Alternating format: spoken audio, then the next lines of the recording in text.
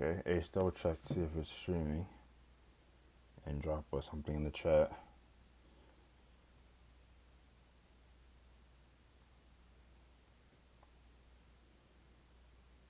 I didn't even tell. I forgot the notes. This is gonna be kind of yeesh.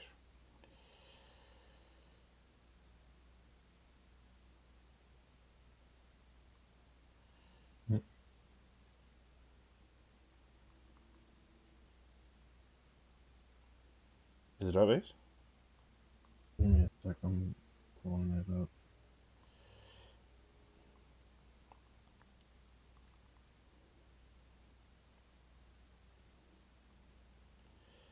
I'm pulling it myself, actually.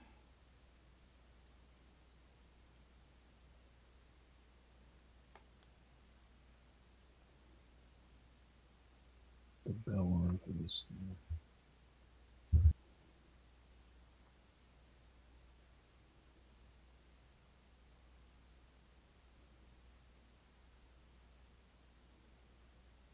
Okay.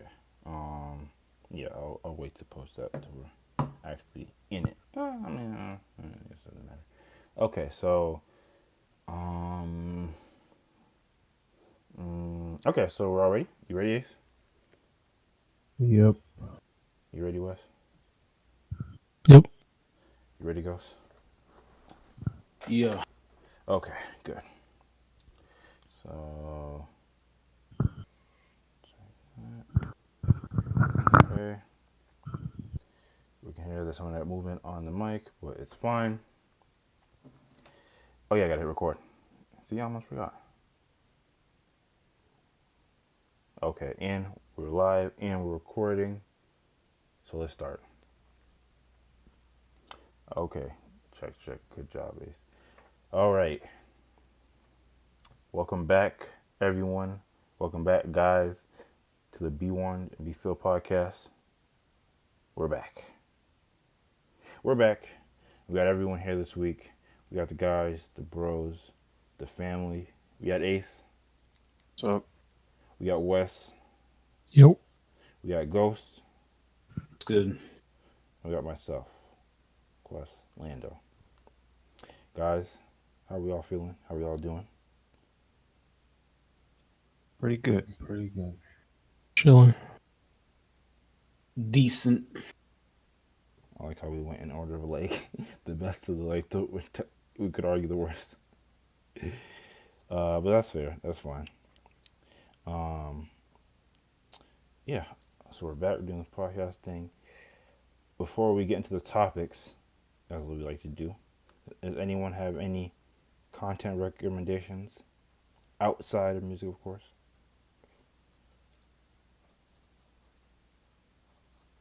Yeah, I got a Oh, book. go ahead. It's a series of sci-fi short stories by Ted Chiang called "Stories of Your Life and Others." Um, it's just a bunch of I think it's like six or seven stories, varying in length. Anybody familiar with like Black Mirror or Twilight Zone or anything like that? It's kind of like that, except book version. Um, and one interesting thing is that one of the short stories is the basis for the movie Arrival. Um, Plot is very similar, but I found the book to be, or the novel to be a little bit more compelling, or I should say, thought provoking. Um, but yeah, anybody interested in sci-fi short stories, definitely recommend. Got you. And what's the name of it one more time? Stories of Your Life and Others. Perfect. Yeah, like you said, check that out if you like sci-fi. Thank you. Is there anything else? Sorry. Jason Alexander has a podcast. Oh shit! It took me a second to remember what that is. You got it, also known as AKA. George Costanza. Oh my god. He does a podcast with this. I guess he was a radio host. I wasn't familiar with the other guy, but it's both. It's called Really. They just talk about stuff that they're surprised to learn, or Say that They have name questions again. about Say that name again one more time. really, You cut out a bit. really, no, really. And so, yeah, they have guests on and they talk about stuff that they find surprising, interesting, etc. But it's hilarious. It's pretty good. I was about to say, so it's probably funny as F. Yeah, George is. I mean, Jason Alexander is George. Like, it's hilarious. I didn't realize how much he is George. It's almost it's interesting. It's almost like, is the character the actor or the Yeah, that's the person, or question. or did he become the character like over time? I can imagine. Exactly. I'm checking that out because I can imagine it be funny. And I always and people always talk about like it'd be super funny if they made an updated like a today's version of Seinfeld because there's so much things that you can make content out of. But so them making a podcast is probably like really good. Yeah. Nice, nice. Okay, okay. Anything else? I don't know if you were talking about it last week, Ghost. I don't think you could have. I don't know if it was out, but I mean, you had some time with FS6. Is that something you would recommend yet? Um, yeah, I suppose. I've been playing it for the past week. Street Fighter 6, by the way, for those of y'all who don't know the abbreviation, but yeah, I've been playing There you playing it go. for the past week. Um, it's fun. It's a big adjustment if you have no experience with fighting games and actual fighting games, not just Smash. I should specify, Hey but yo. yeah, it's. I mean, it's much different conceptually. It's fun, but just be prepared to get your ass beat a whole lot because yeah, it's people that have been playing this franchise for decades now. So yeah, it's not an Yeah, easy learning curve, but yeah. once you get It's into interesting. it, This is more like a video game podcast type of topic, but it is interesting, like from a developer's standpoint. If like you want to center your game or put more focus in on like new players, like new have really new player base and people that want to come onto your game, or like you know put more emphasis on the long term player base that will just want to jump into the game, hop online, do competitive. That must be something that they go back and forth about a lot. I Yeah, do. I have to say that this they do have a real emphasis on bringing in a new player base because they have modern controls and it's much easier than traditional controls and it's balanced pretty well. But yeah, if you're going classic controls, it's definitely going to be a big learning curve. But there is if you don't want to sweat and you don't want to play optimally, quote unquote, definitely pick up modern controls, go that route, and you'll enjoy the game sooner than you will if you're just sticking it out the hard way with classic. Fair enough. Fair enough. Okay. Okay. Nice. Nice. All right. Dope. Dope. And as far as music recommendations, obviously we listen to those after the podcast. But as always, you'll be able to find the playlist for all the song selections of this week in the description below, as well as a list of all the songs. Hopefully, you find a pick or two in there that you enjoy. But if there's nothing else, we can jump right into the topics. Okay, so now on my end, I gotta do a little movie magic. Okay, so let me go to this, and then let me do this. Y'all, everyone's viewing the streaming Aces stream, right? Yep. All right, perfect, perfect. Here we are. Nice. So of course, I make an attempt to start off relatively light. So got a nice little. How would you respond? I know how you respond. We were talking about dates earlier, and it just so happens this kind of falls in line. Not exactly, but what we're talking about, but from the theme. So look at the shade room. Somebody posted their situation when it comes to setting up a date, and they're kind of questioning how they should go about this. So, this is it's always better when you're actually looking at it because text sometimes don't come across when someone's reading it, but I'll read it and also paint the picture. So, they got a question. How long is too long to wait for a date? I asked this girl on a date, and she said, or she gonna tell me she's not free until July 3rd. Today is May 6th. So approximately, he asked them out on May 6th, and they said, okay, sure, but 2 months later. I feel like she's not interested. If she's not interested, then she should just say that. Or you think she really is that busy, and I should just wait until that time. So yeah, I think the premise is relatively easy to understand. And you ask somebody on a date, they say yeah, but they say literally a time frame that's multiple months away. What's your next move? And I like to look at this in the context of any outing, not necessarily just a date with the female. So that's what I'm more focused on. What your approach would be, if whether it's like a coworker or maybe somebody that you knew from school that you're trying to catch up with. And you got to take in consideration that everyone's an adult here. But the question still stands: is there a time limit to how long it should take for an outing with somebody? We'll start with U.S. I think it does depend on the type of outing and the person. My Um, general let's say in thought, let's say in the most casual sense, it's something that is just literally just a meetup. There's not going to be there's no like extra planning of like you need to be in like another country at a specific time, or it requires some type of like massive setup where you have to buy something. Literally just meeting up at a coffee shop.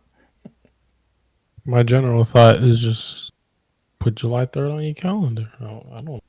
So you wouldn't take no You know, problem. So you would take no problem if you ask somebody out or for an outing to catch up or to meet them, and they give you a time frame that's not necessarily a week or two away, of months away.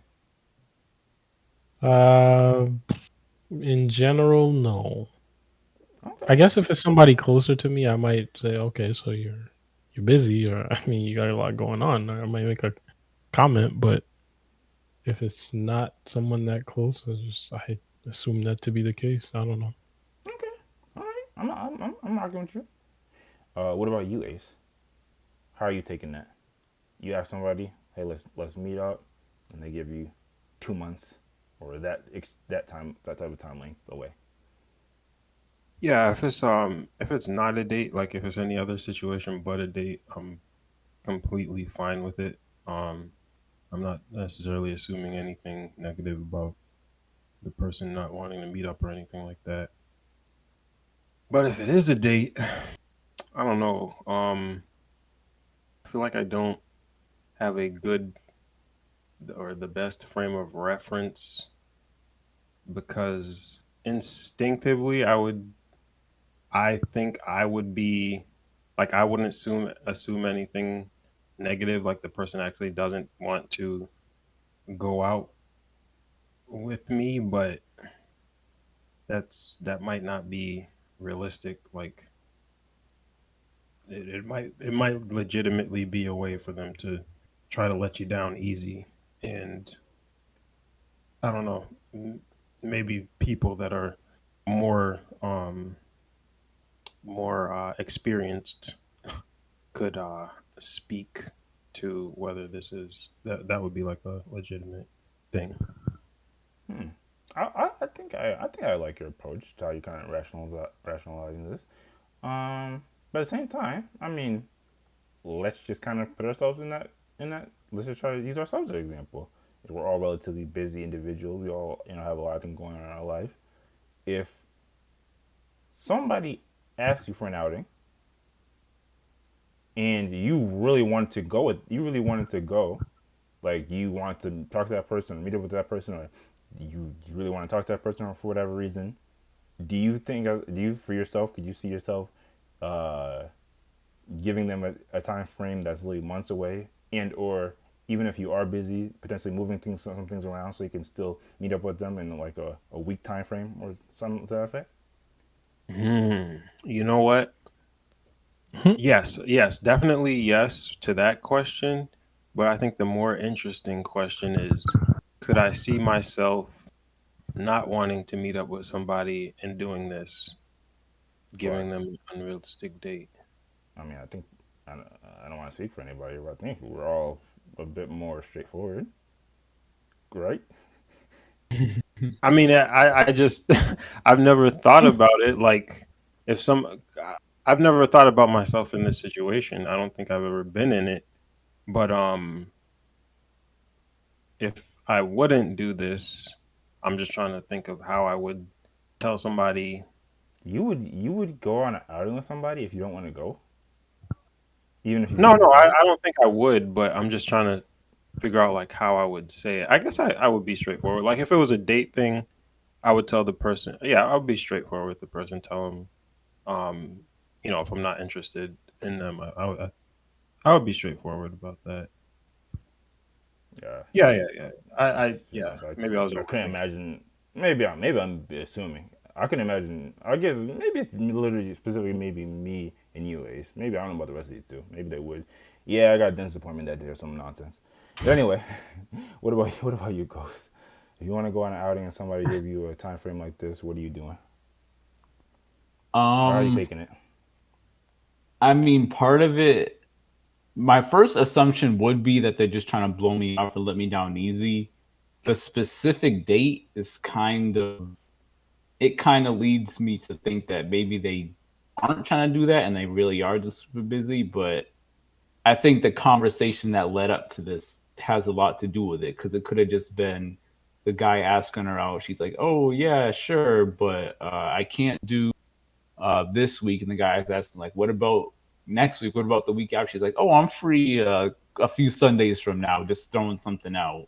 And that happened to be the July 3rd. So I think That's a that has a lot of prime date. It's the say day it again. before a day off. So that's a prime date. Oh, I didn't even realize Oh, that. literally July 3rd. I thought you were talking about Sundays in general. I don't know. I mean, if it was just like kind of you weren't pushing it and she specified a specific date, I think that that would lead me to believe that again, it really depends on the context and how much I like the person, but I would kind of do what Malik said and like I put it in the calendar. I'm not super looking forward to it or anything because like, it's like I'm not I don't really think that it's gonna happen, but just keeping the option open, I suppose. That's how I'd approach it. And send a follow up text like a week from the day you still down to meet up, blah blah blah, at this specific time. And if she says, "Oh, I can't do that," then you know for certain that they're just trying to blow you off. But I don't know. I'd kind of keep an open mind about it just because of the specificity of the date, but I'm not making any crazy plans. Okay, okay. And that actually answers one of the follow-up questions I'm going to ask for y'all, since some of y'all would just be patient and understanding and just put on your calendar. And then I was going to ask, what would your follow-up would be?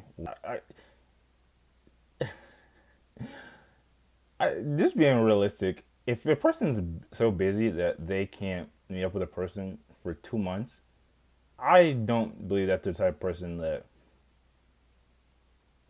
Oh, unless I they think it unless said they're June 3rd. Oh, 2 unless months? 2 months is crazy, bro. Nah. No, no. That completely changed my answer. Nah, this ain't happening. I mean, two the months time the is time the time absurd. frame was literally on the screen I anyway. you're right. So I wasn't paying attention. I thought it was 1 month for some reason in my head. okay, so what would I be the was like, maximum that amount of wouldn't time you happen. allow then? It would probably be around 1 month because 2 months is just that's absurd. That's kind of just unbelievable. If So it's a yeah, date, what do you mean? As opposed to what? If as when you opposed to meeting up with a random person, it's not a date. if one of your coworkers wanted to go on an outing, or if you wanted to go on an outing with Oh, somebody that you're like an old schoolmate or somebody that you haven't seen for a while, yeah, Okay. that's a different story because I put again, I it's put them all in one category if you're asking me, but that's just me. I think it is different because if it was again, it comes down to how specific that a date is. Like if you're setting a date with someone that you know or you met up with or a coworker or whatever, and they're giving you a date like that, it's it's something where like they could easily just say, "Oh no, I'm not free. I'm so busy." They could easily just not even respond to you. But if if you guys are making a specific plan and they have a date in mind, it's not. I don't think it's a case where the person just doesn't want to be around you and trying to let you down easy, because there are better ways to do that if you already know the person, in my opinion. But that's just how I see it. I also do like what you were saying before. I think this we're just getting this person's side of the story. Yeah, I think with some more context it might reveal, some additional information. Again, I could, to be honest, in this day and age, see this as just being as face value as they asked somebody out and they gave them that date. But we don't know if maybe they said something weird before and that's why they got that answer, or whatever the case may be. Yeah, I was gonna ask a question, but I think it's. Oh yeah, the question I'm gonna ask isn't relevant, but I will ask you, Wes. Is there a time frame for you? Because apparently 2 months is too long for ghosts. So is there a time limit for you? If someone literally, if you ask somebody, hey, let's go out, and they say, okay, I'm free this time next year, are you still putting on your calendar and not even thinking twice about it? Uh,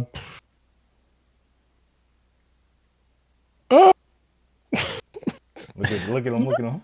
Possibly. I mean, Bro, you're telling me it's just it's just a matter of, okay, I'm gonna forget about it. You're gonna forget about it. And if somebody, one of us, hit each other up around that time, so why would you agree to something that you're likely to forget about? I'm saying I'm not gonna be pressed about it. Like that's why, obviously, I'm putting the dates in a different box, because if it's a date situation, it is weird because you're playing a different game. Like it's a different calculus, because you're wondering, okay, is this person trying to do this? Is this person trying to do that? In most other cases, you're just like, all right, well, you're trying to link to hang out or whatever, and you have a date. It's like, okay, well, if it's gonna take that long, what difference does it make? Like, All right. it's a certain, it's almost like, what difference does it make? The not semantics, but all that aside, is there a time limit on you? Are you literally just free for your rest of your life? I I don't think so, but after a certain amount of time, my answer is gonna be, I have no clue if my schedule will allow that at a certain point. Like, I have no clue what's gonna be going on, but I guess if it's possible, maybe that it would change my answer. so. Would you feel like That's wild. the person is keeping you as like an option B or option C? That's what I'm saying. Option I'm not D? stressing about it, unless, again, if it were hypothetically a date situation, it makes it different, because then you have to worry about all that stuff. If it's just we're trying to link to hang out, I mean, I'm then talking about it specifically for a date situation. Like, no, if then you have it to, yeah, was you have to like take all that thing, into consideration. I know you said you don't have a time. Let's say 3 months go by, and then the person hits you up, and they're like, "Hey, so you trying to link or you meet up and do this or that?" Are you? Would you reject it? It I would should. be, it would no, it would be a, all right, I guess you're not free. Message me if ever if the time gets closer and you are. But if there's no conversation in the meantime, then they can consider that dead. I mean, if they're not trying to put any effort forth, and you tell me it's going to be a month, like, clearly you're not free, and you can let me know if the time gets closer, or if if uh if you still intend to, like, you can So come basically, back, get you have back to to. me. The crazy We part, can we can the set it crazy up part about again. this, look how as men as we look at this, because again, just like I was asking Ace, if somebody asks you out for an outing, if a female asks you out for an outing, could you ever imagine? And as busy as you are, and you guys are like, could you ever imagine them giving you a time frame of, okay, let's link in 2 months? like, like why? Like, what's the equality? Why is it That, looked at as like that, potentially a normal thing to do? that's 100% female thing, a woman thing. Because if it was a dude and the dude was up to some shady BS, the dude would say whenever, and he just have you on the there wouldn't be any question of your option B or C. You're just in the rotation. By the way, A woman would pull I'd this argue type most of. females would be smart enough to be like, if a guy says, "Oh, I'm not free," till 2 months later, that's a dub. It's Yeah, only a I would. guy. Yeah, It's only that's a guy that's true. gonna sit around and be like, "Oh, I wonder if she's really that busy. Should I wait? Should I give her some time? Should I be patient?" Bro, Hey, I mean, yeah, you're right, but again, guys are more. I don't know, desperate is the right word, but they don't Jesus, have the options that women I didn't do. want When to. a I woman didn't can want get to a say date all of like that. that, but That's what I'm saying. I mean, even with the date, like, that's what I'm saying. Don't stress about it. If you are interested, then put it on your calendar. If not, the then thing is, leave it it's alone. not about stressing about it. It's that it being realistic for a You're person that saying you. it's disrespectful? It's bro. Again, just put yourself in it. I just couldn't imagine it. I don't know. But I'm just, I don't know. I think the point is like, at the end of the day, again, if the contact is not being maintained, I may not be free. That person may not be free anymore. Who knows what can happen? Like if you're gonna say, okay, let's just punt it out, and you're not gonna meet me, get to know me, and for 2 months, it's not like you're gonna stop your life, while you do bring up a good point, the amount of contact and communication in between then is relevant because that could right? completely change up the dynamic between the two people. I will say, unless we're talking about a long distance situation, like different True. countries, or someone lives in New York, someone lives in Miami, there is no reason why there should be months and months going by between a meeting or a first interaction and an outing. And it leads me to my overall moral of the story. I don't know if this comes off as toxic, but kind of goes into what we were just talking about, or going one step ahead of what we were talking about. The reason why all this is a dub in the first place is because this is advice for guys out there. When you're going on a date or you're approaching a date, don't do this. Oh, let me know when you're free. Let's go out. This you have to. You're literally setting yourself up for failure. Give a time and a place. F all that. Hey, when are you free? Let me know. Are you like literally just give them a time and a date? And of course, they're not always going to be available on that. But then you work around that. Don't work off when they're free, bro. They're either always free or never free. That's just the reality. That But you don't have to listen to me. You could be like this guy and be patient. Cause maybe that that. third comment is. I was definitely gonna point that out if you're watching. Team Abel made a great comment. Oh yeah, that is hilarious. He said Oh, she sent you on a mission hoping you don't come back. I forgot how like bad like David did David that. and That Bathsheba was was husband in crazy. the Bible. That was nuts. What was the Basically. brother's name again? Uriah. You're right. Yep. Damn. Did him dirty. Amen. Mm. But there's always those, like I said, there's always those instances, or like I was about to say, there's always instances where maybe you do wait till 2 months and you two meet up and actually that's really the love of each other's lives. So if it's really you want to take that risk or not. But like I said, it's supposed to be light, so if there's nothing else, we can move on to the next topic. Man, what is the next thing? Oh yeah, this guy. I actually got to read some stuff for this.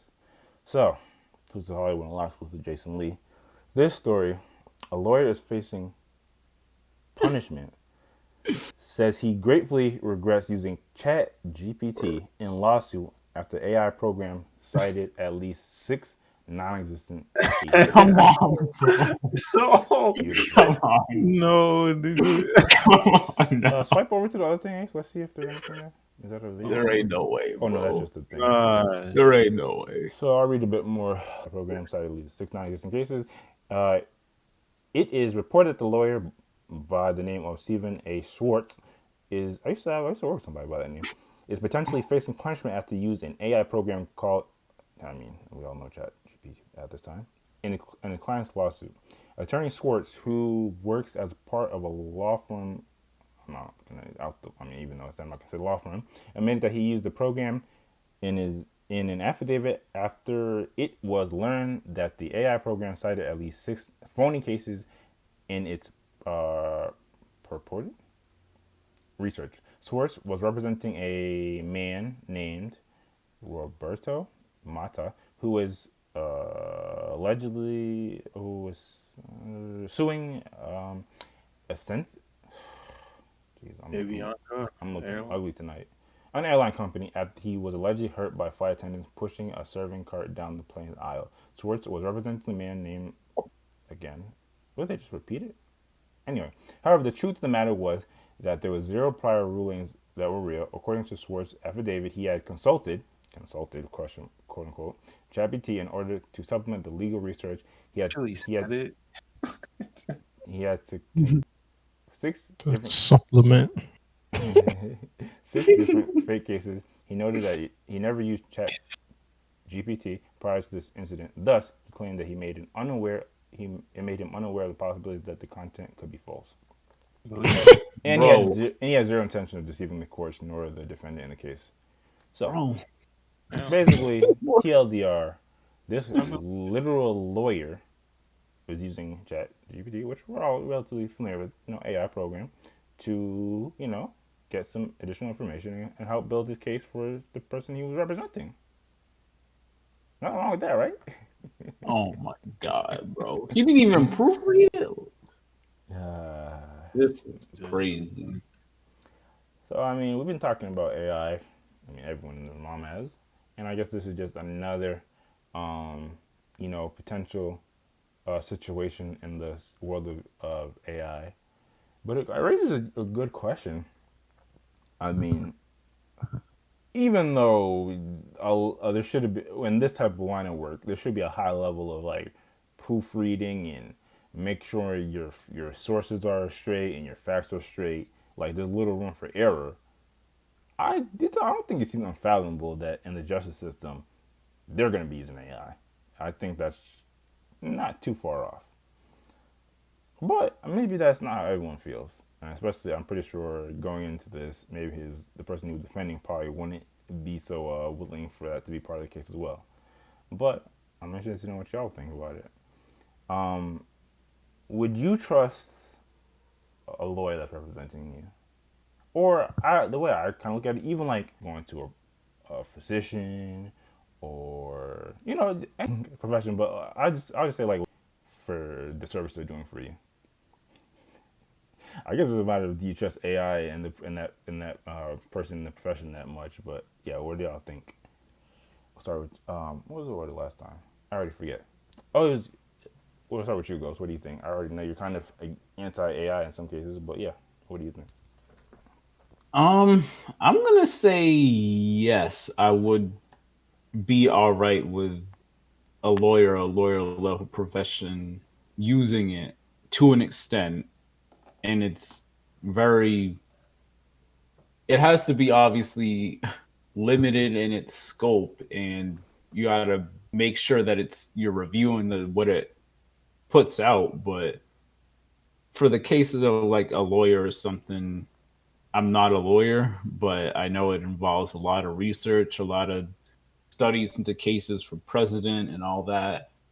And if they're using chat GPT or AI to some extent to look into similar cases, but they're not doing what this lawyer did and just accepting that it's real, they're actually doing some research and due diligence to make sure it's accurate, I'm fine with it.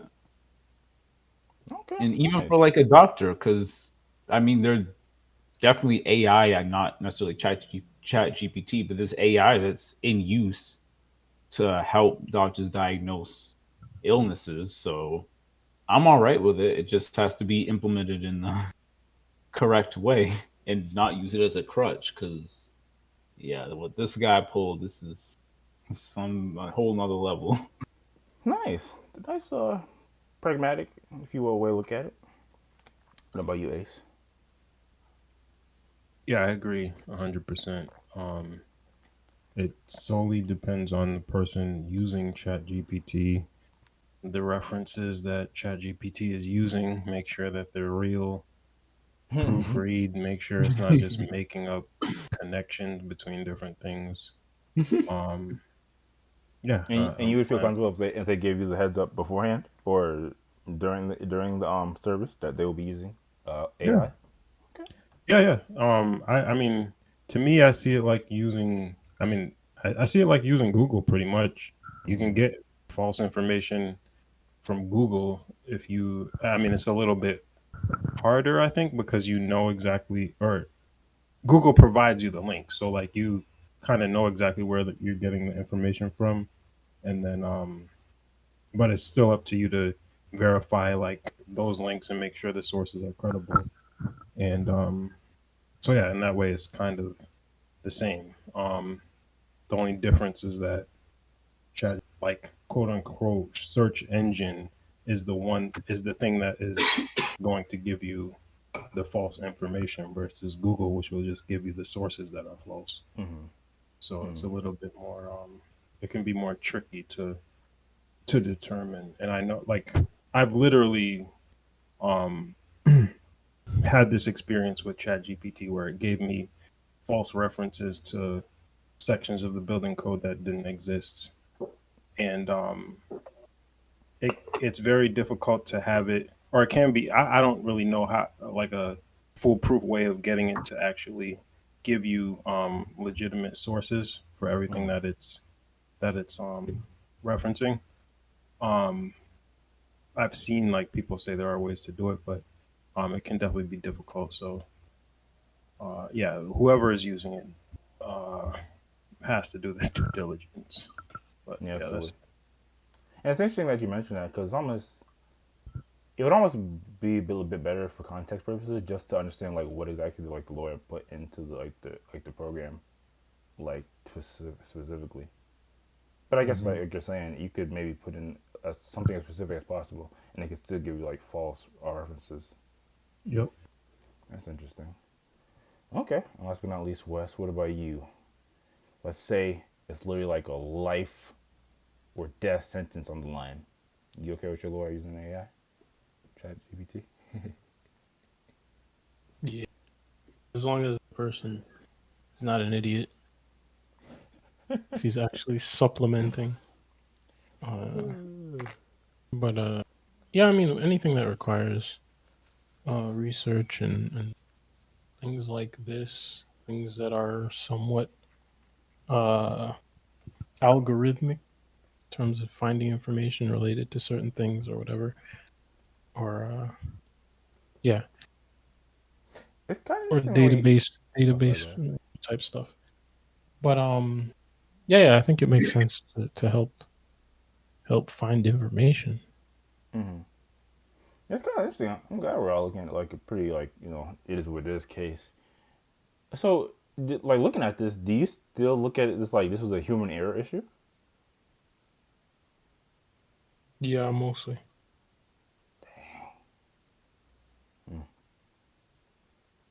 I mean, yeah, whatever you do, you got to proofread. You got to double check, fact check. But Um, I mean, when you punch in an equation in a calculator, you don't fact check that. You just assume that information. I mean, no, I you guess you you still got to sanity check it. If you're finding figure trying to figure out an amount of whatever flour for a recipe, and it tells you 10,000 cups, you got you got to realize that something's wrong. yeah, but that's if it's like frivolously off. Like you're making one cake and it said that. If you're making one cake and it said 2 cups of flour, when actually in reality you only need like 1.5, you're not gonna question that. And I think a lawyer. I think in this case, I don't think a lawyer is gonna assume fake it to produce fake cases. AI is Yeah, not but you still have to go and read the source material. You have to read the reference. I agree with that. I'm just saying again, we're talking about because you made a good point. It depends on who's using it. So, I mean, but it would be I, like you took the flour, made the cake, and didn't taste it. Almost like I think again, the comparison of AI to a calculator is not necessarily one to one, and that's where the discrepancy comes in. And I was gonna say I would also maybe the example I'm using is not the greatest, but just for to expound on it, why would you say it's not one to one? Why It would would be you say like a it's not one to crowdsourced answer. It'd be like ask the audience and who wants to be a millionaire. Yeah, one? Got you. Okay, yeah. yeah. The AI is not well. I mean, we're not talking about calculations, but even for calculations, the AI is not necessarily doing calculations using the methods of a calculator and or not gates or all that stuff. Like it's using all of its vast amount of um, references that it was trained on, basically the internet, Hmm. in order to um, like fill in the answer, come up with what the answer most likely is. So Hmm. even with calculations, AI is not going to be 100% correct. Like trying to have it multiply big numbers or anything like that, you're almost certainly going to get false results. Okay, all right, that makes sense. Thank you for that breakdown. I guess before we wrap this up, I was gonna follow up and say, do we think there's any professions that shouldn't be allowed to use AI tools? Because I think looking at this, I think a story like this puts like a negative light on using AI in the justice system. So I think I could see that law firms, I don't know if they even had something. I mean, I'm pretty sure any law firm, the one of the biggest rules is going to be to double check your sources. But I guess like thinking like further, like what if a literal judge like used AI in their decision making? Would be accepting of that? What do you think, Wes? Uh, no, no, that's not the job of the judge. I mean, the judge is I think part of I'm not in the law profession, but I think part of the decision and part of the uh the appeal or not appeal, but the purpose of having a judge is that they are. I mean, I think them being human is significant. I I feel like mean, it, just like the way that a jury is human. I mean, jury of years. I feel yeah, like yeah. being It being a human. human mean it can either lead for them to be have more empathy and more humanity in the decision making, or it can lead to more human error. Yeah, but I don't think we want to remove that, even if we're trying to remove the error. Okay, fair enough, fair enough. I think we still want to leave the leeway for the judge to say, yes, I know the facts of the case. However, I'm going to have some sympathy for this reason or that reason, or you did something objectionable, and even though it's not in the letter of the law, this is the decision, etc., etc. I don't know. I think Hmm. there should be room for that. Okay, fair enough. What about you, Ace? You think there's some professions that maybe should be allowed to use AI tools? What if Well, well, just another example because I don't know, my examples be sucking. But what if like all the architects and structural engineers of the world just started relying on, you know, Chat GPT to be in charge of our, the structural buildings and uh, layouts of bridges and stuff. yeah, I mean, I don't think it's a question of what if. I think it's a win at this point. I think that's going to happen, at least as far as relying on AI more and more to assist with these things. But I definitely like. I don't know. At least within the short term, I don't think it should be something that complete. I definitely don't think it should be something that could completely or should completely replace um, like most of the professions that we're referring to, engineering. Um, we're talking about law right now. You I mentioned, didn't get to answer the question medical. though. The Oh, general broad question. Artists. Artist is the answer. Sure. Come on. Honestly, the way I look at it for Well, artists, first of all, Let Ace finish. Yeah. Yeah, I don't think it should replace any of these, like completely replace people in the short term. Um in the long term, I don't know, maybe, but it's hard to know like uh, hard to understand, hard to know how advanced it could become, Mm-hmm. to the point where it would actually be reliable. And I think there would always 100%, more be, like 99 or 100% reliable. yeah, exactly. I feel like there's always going to be a potential for error, and um, like Wes was saying, right now that error is human error, and regardless of us knowing that it's an issue, it's something that we've accepted because it's um it's it's what we've had to cope with. Like there was no there was no other Yeah, who else could you blame it on before? yeah, exactly. Um so yeah, moving forward, like I don't know what the threshold would be, or at what point we would be more willing to accept AI error versus human error. Mm-hmm. Okay, got you. All right, my bad. So, you were you joking before, or are you very much serious when you're saying that artists shouldn't be allowed to use AI? Because I mean, we were just talking about Timbaland and his use of AI. Uh, I'm kind of joking. I mean, I don't think it should be a ban. I just think it's weak. Maybe we shouldn't get into this argument again because this is such a like the average consumer doesn't care where the music coming from. Like let's not get into some artist integrity I conversation right now. that's true. Yeah, You doubt that's true? You think yeah. I the don't. average consumer that's likes pop or popular music cares if an AI know if there's human involvement in that process or not? I think if you asked them, they would say they would.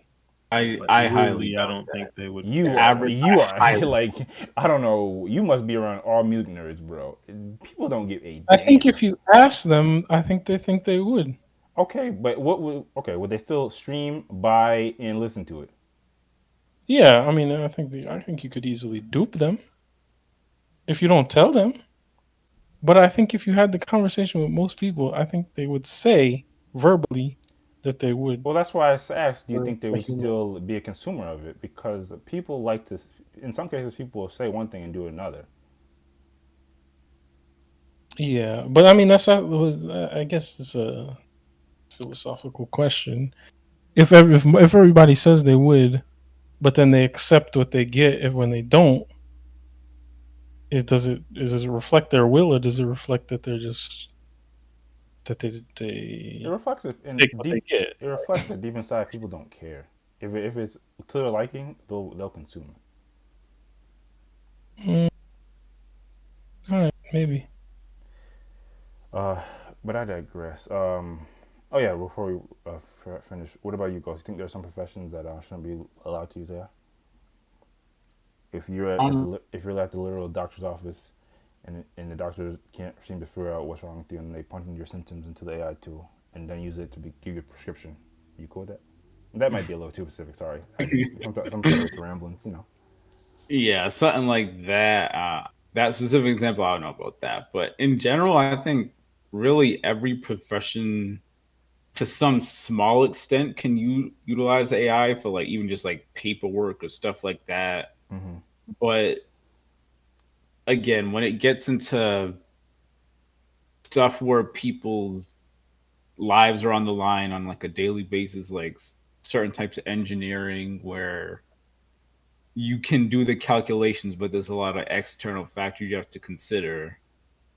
That's where I think AI is really limited in that.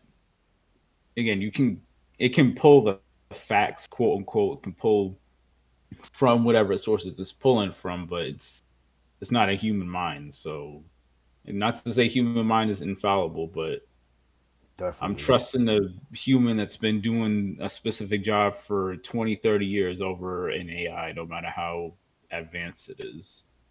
Yeah, I mean, but can't you just boot up the history of the whatever the job of the I mean, you can, but again, there might be a specific things that can't be replicated just from looking up the job history, or the The certain single parameters part just or can't whatever, be or the yeah. quantified, I guess is how I'd put it. There's just some things that human It's mind, vague. it is vague, but there's some It, it things that a human mind can it's break down definitely that AI can't.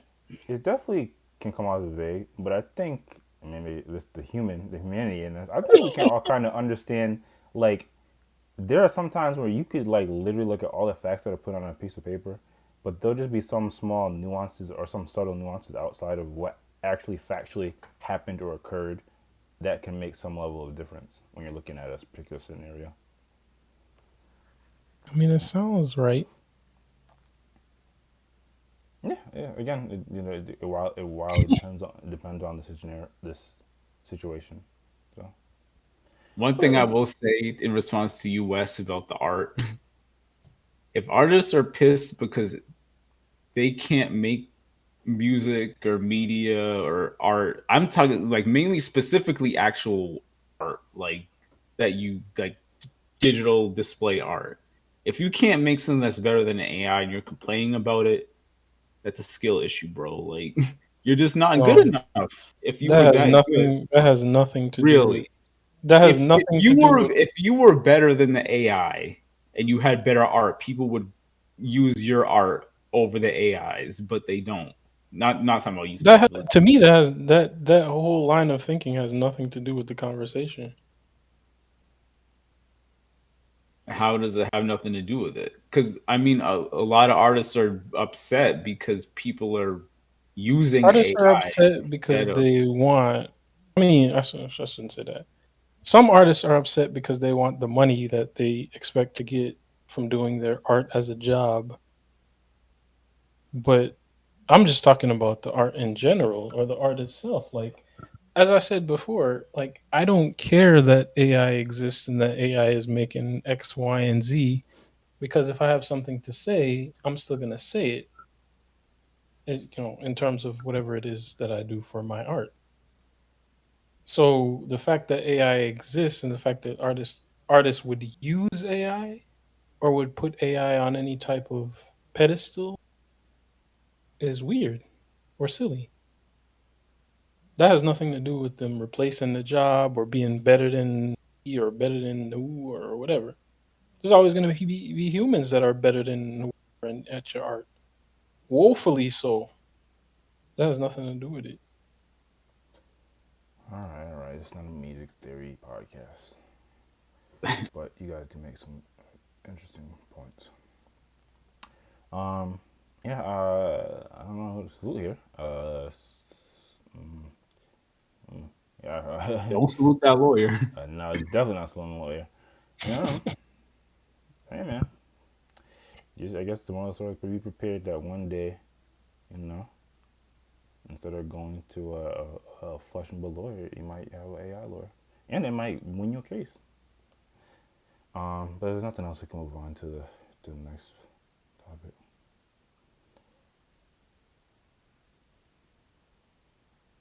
Okay, gotcha. Okay, doing good time. No. From actual lawyer cases to actually being in prison. Uh, so apparently there are, or there is, the world's humane prison in where is it again? Oh yeah, Norway. Helden, Halden prison, in Norway specifically. So actually go to the video. I'm gonna read some of the things, but we have a video that breaks down how they're living in this prison.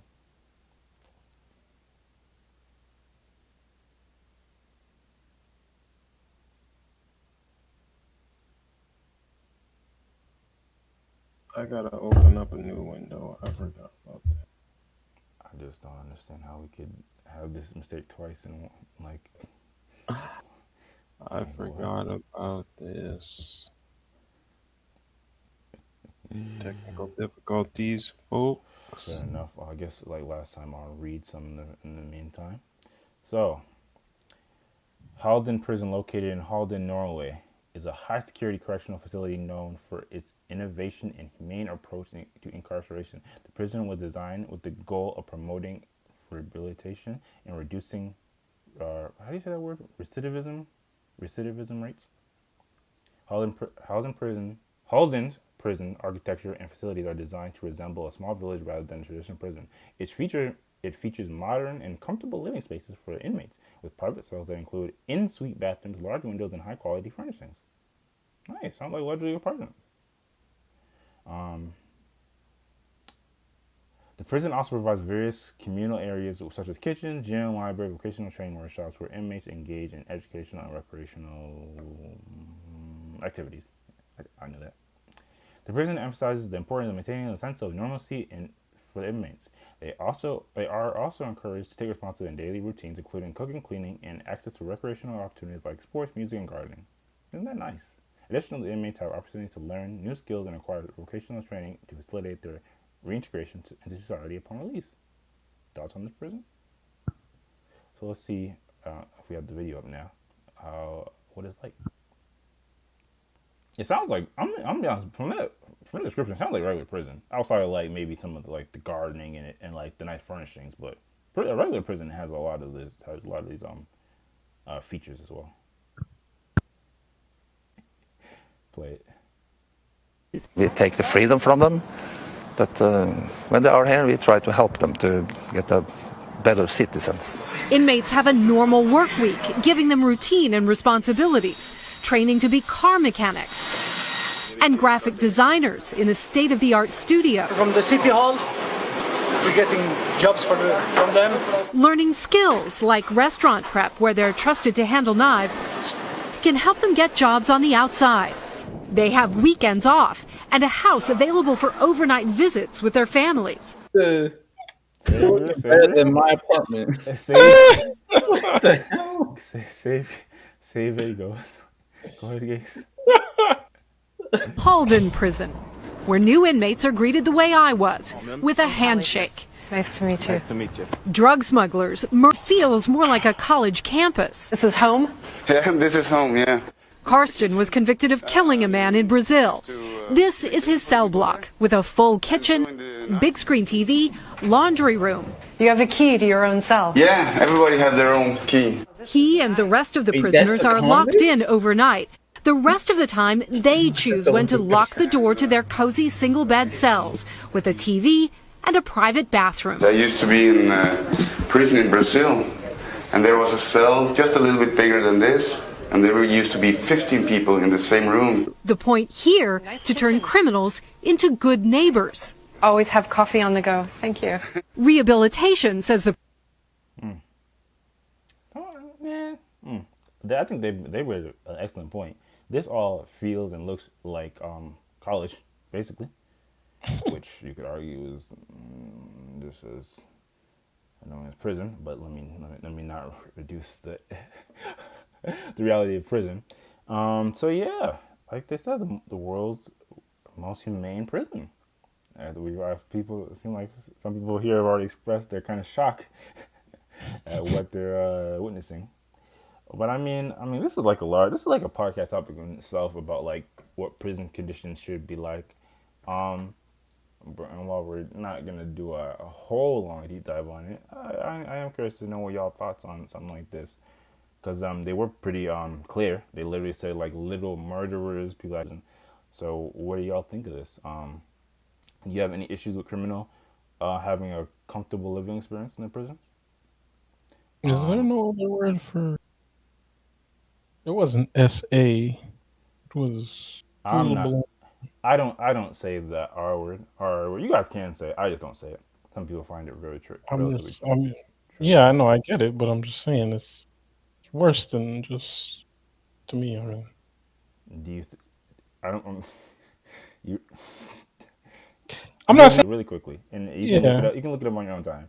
Do you acknowledge that word is a form of SA? Do you? Right? Yeah. Okay. Sure. Obviously, yes. Then But exactly. Okay. So we're good. So Gives a different impression, is all I'm saying. anyway, so what was the question? Yeah. Do we take any issue with this? I guess we'll start with you, Ghost. Maybe you just had a first reaction, and maybe now you've changed your stance on it. What do you think? I mean, I'm not lying when I say it's literally nicer than my apartment that I'm paying an outrageous amount for relative to what I should be paying for a one bedroom. But it's kind of beside the point. I don't have a problem with this, but again, there kind of has to be a limit or some type of restriction because the fact that you got rapists up in there chilling, even murderers, it's like I get that not all not all criminals, quote unquote, are gonna be bad people all the time. They might just made a mistake and all that. But some things it's like it's inexcusable. And the fact that they're able to live in such great relative to other prisons, great conditions. And even that's better than like the homeless people live out here. So like I appreciate the concept behind it, but the you gotta some of the people you gotta kick them out. Like you can go to normal prison. This is reserved for like the if you did something bad but not too bad. That's who I would put in here, to be honest. You Although do. you could argue that the people that have done the worst stuff need the most rehabilitation, and if you put them in here, maybe it will make them not be such bad people. But I don't know. You do bring up an interesting point. If I'm homeless and I don't got a dime to my name, and Yeah, I if I'm could be, homeless, I'm seeing this, I'm getting myself arrested. Like that's Yeah, there's crazy. people who do that now with bad prisons. Yup. So yeah, and the way you broke that down goes, it actually kind of I guess brings comes down to a point. Maybe not the single focus point, but do we look at prison as or do we look at prison as what's the more important part of prison? Is it punishing the person for their crime, or giving them rehabilitation? I think for the majority of people, it should be rehabilitation. But for the select few that are doing some serious heinous stuff, it should be to keep them away from the general population. Fair enough. Fair enough. Um, what about U.S.? Are you cool with these college campus style prisons where you pretty much get to have a very normal life, or do you think prison should be prison? You know, little to no fun, or it should feel like prison as we know it. I think it should depend. I mean, it will scale with the society. So, like in the way that he was talking about Brazil, the part of Brazil that the person he was referring to in the prison there, I'm sure the society did not as well as Scandinavian country, Norway. No. So let's say that everybody in Your Norway audio is you're decent. tripping a bit. Really? Yeah, I don't know what you just moved or did, but I didn't do anything.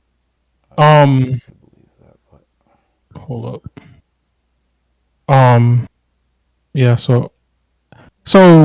If let's say hypothetically in Norway, literally everybody has a decent apartment, has everything, then the prison there can, by the same, by that token, it can be a little bit nicer than what you'd see somewhere else because it'll still be, it'll still do its job, or whatever the job we say it is.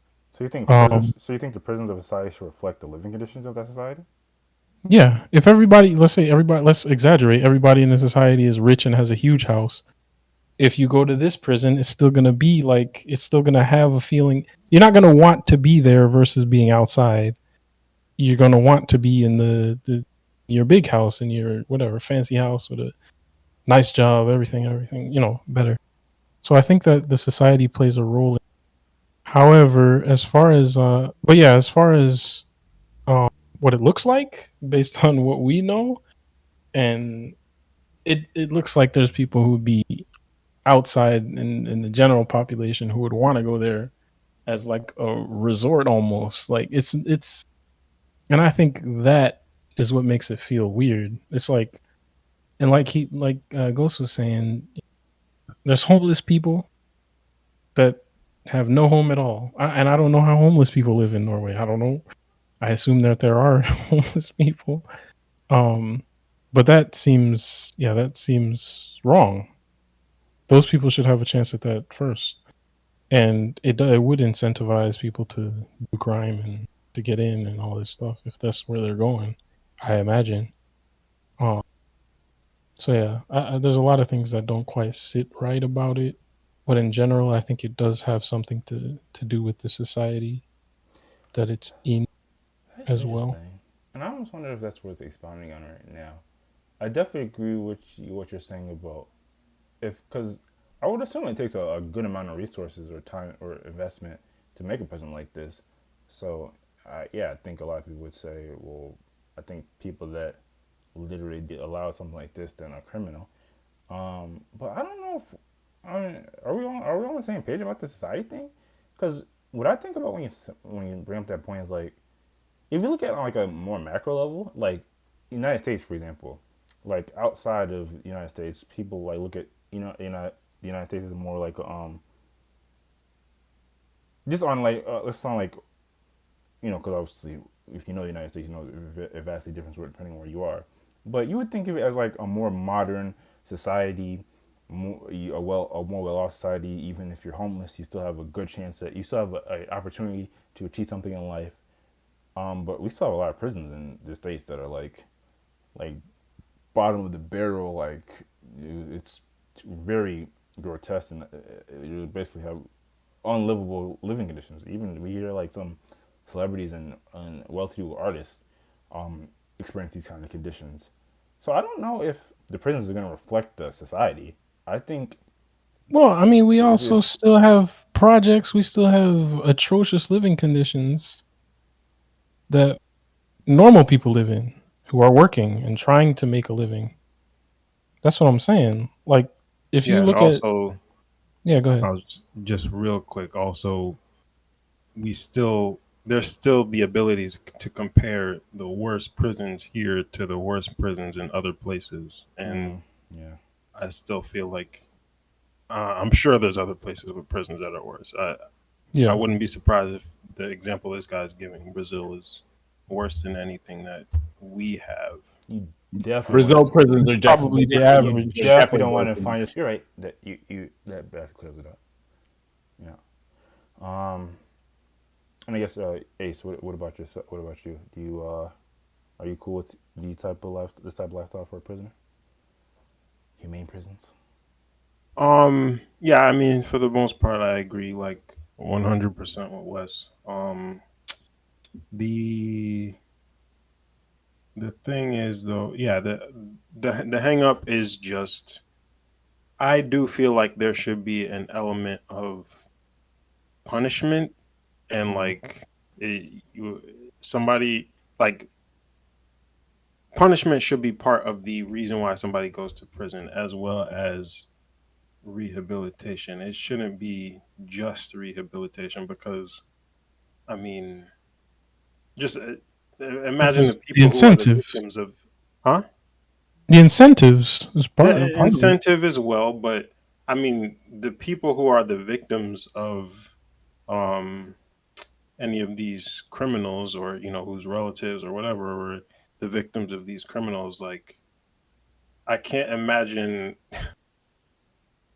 being like a family member or something like that, and seeing that they get convicted and they go here, just Yeah, just exactly. like you're definitely not happy about it. I don't think there would be a feeling that justice was done if this is the prison that they're going to. So Imagine if the your lived in a place smaller than their place too, like yeah, where, exactly. Yeah. like So that's the thing that I think is still kind of that I'm a little bit stuck on. But again, I do think it's a frame of reference thing. I mean, we were just talking about um was it Finland 2 weeks ago or whatever we Yeah. last podcasted about them being the happiest place or whatever. Norway's next country over. I'm sure the living conditions are similar. So um, maybe this is part of the reason, um, or maybe it's part of the reason why they can't have a prison like this. But um, oh yeah, but in general, like I still, I none of what I'm saying is to say that I think the prisons that we have here are good and by any stretch of the imagination. I still like in my mind the things that are able to go on in the prisons we have in the states. Like just wrapping my mind around it is um I have difficulty. So I don't think like we are the model or um the way we our prisons punish people is um the way it should be.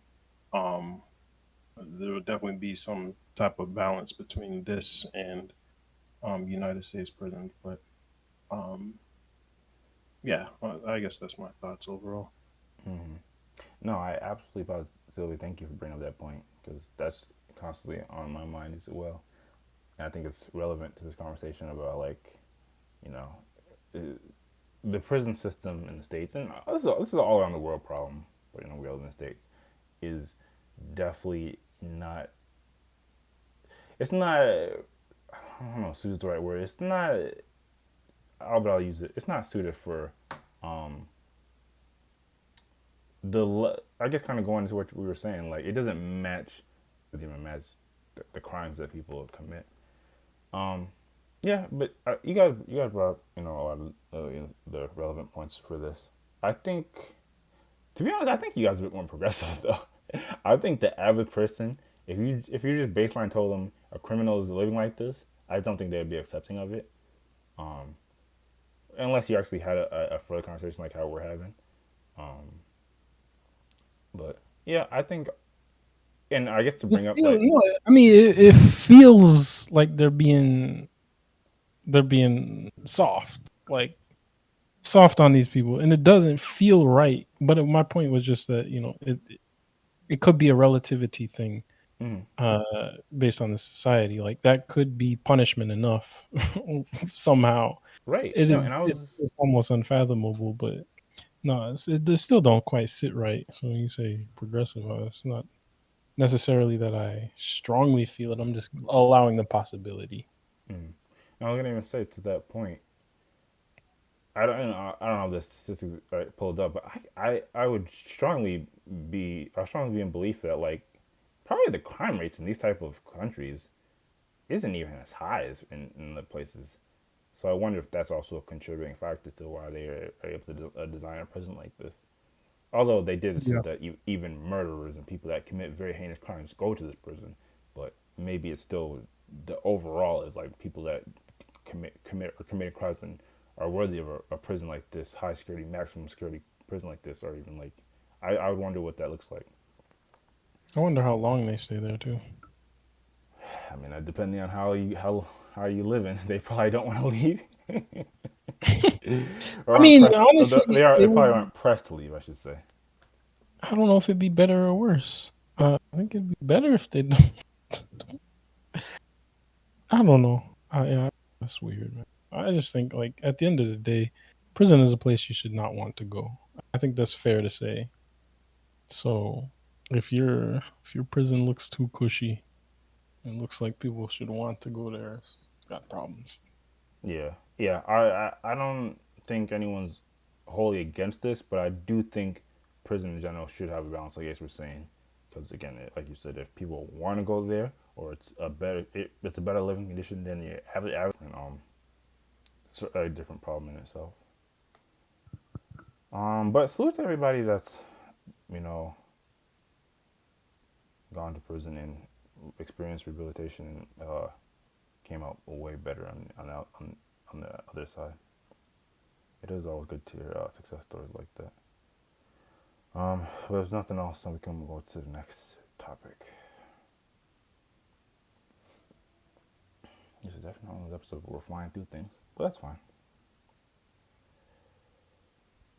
Oh, what is next? Oh yeah, switching gears a bit from still somebody getting in trouble, but definitely not worthy of prison. Oh man, this is definitely one of those things where like not only in America, but like the way our laws are set up, you know, this could only happen. You're pulling it up, Ace? Yeah, you can't see it. No. You probably on the other browser still. Oh, I thought it pulled up in. Some call the world's golden prison, where new inmates are greeted the way I was, with a handshake. Bro. Nice to meet you. Nice to meet you. Amateur hour out here. Hey. I thought I only had one window open. That's not the topic. Next one. Where is it? Did I make a mistake? Shoot. Hold on. No, you're right. Oh my god, bro. Come on, bro. It's okay. Just be patient. Okay, so now we're here. Of course it's Florida. It's always Florida. Florida substitute teacher who wanted to fit in gets charged with child abuse. Oh, actually, I guess that is relatively serious. For letting a 7th grade student hit her vape. Let's hear the story.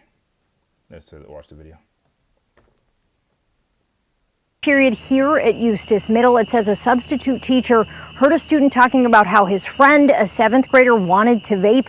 She then gave him hers to take a hit. Teachers, it's scary now. Jennifer Hunter has an 8th grader at Eustis Middle School. As a mom, she's had her worries about what other kids are doing at school. I never thought that a substitute teach child, any of that stuff, just other students. According to a Eustis police report, a 7th grader said a substitute teacher named Jennifer heard his friend say he wanted to vape, and that she said, "I have one," and pulled it out. That 7th grader says she then asked if he wanted a hit and told him not to report it. You can't do this. You just can't do it. I mean, this should be common sense. Eustis police say the substitute, Jennifer Hale, is facing child abuse charges. So she has a responsibility to that classroom to protect kids, not abuse them. According to the report, when the principal confronted Hale about what happened, she admitted to it and was escorted off campus and told not to return. Chief Capri says the reason she gave for doing it was surprising. We contacted her. She immediately, post Miranda, confessed to doing it. And her response was she just wanted to fit in. I don't get it. What is there to fit in? You're there to teach a class, not to fit in. And Hunter feels the same. They don't need to fit in with the kids at all. They need to be more parent-like than fitting in with the kids. Now, I did talk to the Lake County School District. They say that Hale is no longer employed with them. They say she started substituting for the district in November of last year and had no prior disciplinary issues. Hale has been released on $1,000 bond. Live in Eustis, Haley Crumbleholm. Wow. What can you say besides very on brand Florida? Now, I'm going to start off, actually, and say, obviously, according to the letter of the law, yes, this is child abuse, especially considering this is like literal 7th grade. What is that, like, what, 13 years old, 14 maybe? And they're at that age, it's not even legal to use vape and vape tools. But does anyone here really consider that child abuse? Or am I tweaking? I agree with you. I mean, it's, come on. Okay. I'm not the only one here. I mean, that story, that video told it all, but I guess one more time to reiterate. A 50-year-old Florida substitute teacher was charged with child abuse after letting a 7th grade student hit her vape, something the woman claimed she did because she just wanted to fit in. The substitute teacher was identified as Jennifer Hale, who was working at Eustis Middle School, who sits 40 miles northwest of Orlando, Florida. So, I mean, there's really nothing more to say about this substitute teacher. They wanted to fit in. They let the student hit their vape for some reason, and now they got in trouble. Now, I'm pretty sure we can all understand why they got in trouble, and rightfully so. But when I see this, I kind of look at it. Maybe I don't know if it's a fake deeper level, but I'm not. I in some weird way understand their wanting to fit in, quote unquote, and feel like they're more in or connected to these students. So I just wanted to run this by you. Oh, maybe I'm tweaking. Do you think it's strange, or do you think teachers should make? What do you all think of this notion that for teachers to fit in with the students? Do you think it's somewhat reasonable, a reasonable want, or do you think teachers should just have a very strict, authoritative, like it should be a clear cut, difference in authority? What do y'all think of that? Let's start off with you, Ace. What do you think? I think it should be the latter, a clear cut. Like, I don't think a teacher should have the goal of fitting in with the students. That's weird to me, especially a 50-year-old trying to fit in with seventh graders. Like, something seems off.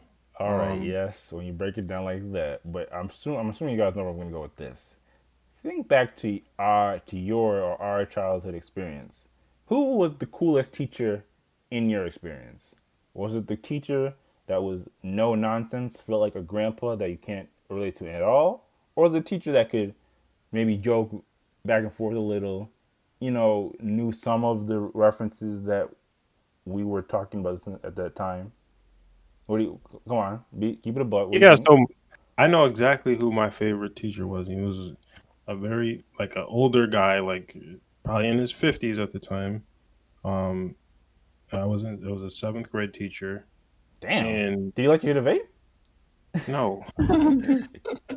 He but he was it's hard to describe the difference, but what I would say is his goal wasn't to fit in with us or try to be a part of our culture or whatever you want to call it. He was just a down to earth kind of I don't know how to describe it. Like he wasn't a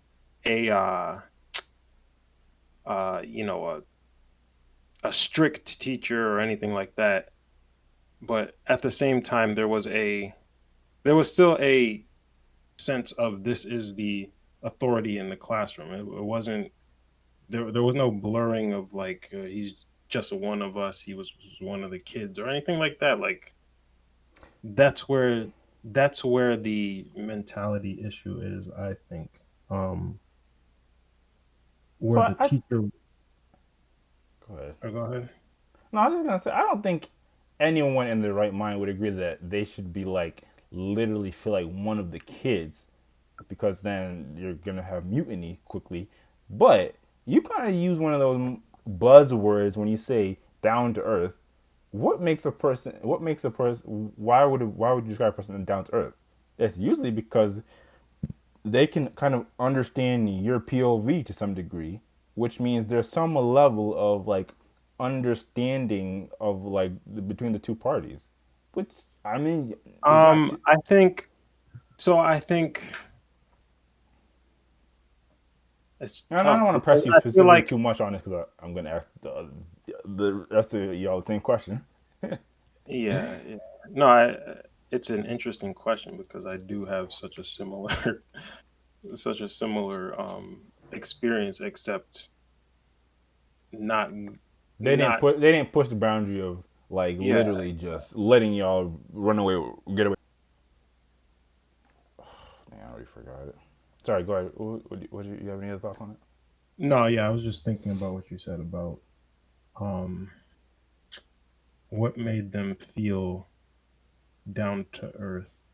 That's fine. We can come back if you want. No, I was just gonna say like one of the things that sticks in my mind is the I feel like the main goal of the teacher was to like help all of his students transition from it was seventh grade, so transitioning from like elementary school into middle school. I think there was like an understanding of how difficult that transition could be for some to most students, and I think part of his goal was to um, make that transition as like seamless as possible. So some of the things he did were to encourage us to get to know each other as opposed to just like typical class where you just hand out assignments and do homework and have lecture and that's it. And that's like one of the so that was more of his target. It wasn't for him to be one of the kids. It was for you know his students um to have a good transition from, like I said, elementary school to middle school and get to know their peers. So I think that's where the difference was. I was just about to say this is not your platform to go down memory lane and there'll be a whole spiel about why you like them. But I actually think that was good to go into because you mentioned like their goal, and I think that did kind of help understand like how they had a goal in mind, and it wasn't just to be friendly buddy buddy, and how they executed it. Yeah, So I yeah. get that. That makes sense. What about you, Ghost? Do you think it makes some level of sense for a teacher to want or to try to fit in, or do you think they should be all teacher, all business, no friendship? I Say there can be no level of fitting in. Sorry, say that one more time. I said, and keep in mind what I'm going to ask you. If you say there should be no level of friendship and or trying to fit in. Yeah, I mean my favorite teacher was probably it was a teacher that was kind of, I wouldn't say down to earth, but I mean he was cool. He had the jokes, back and It's forth. cool, The only yep, back and forth, kind yeah. of hip, kind of. It wasn't like the old stuck up teachers that you had. Yep, and I think it's all right for Probably teachers was a little bit more to. lenient, by the way. Cough, cough.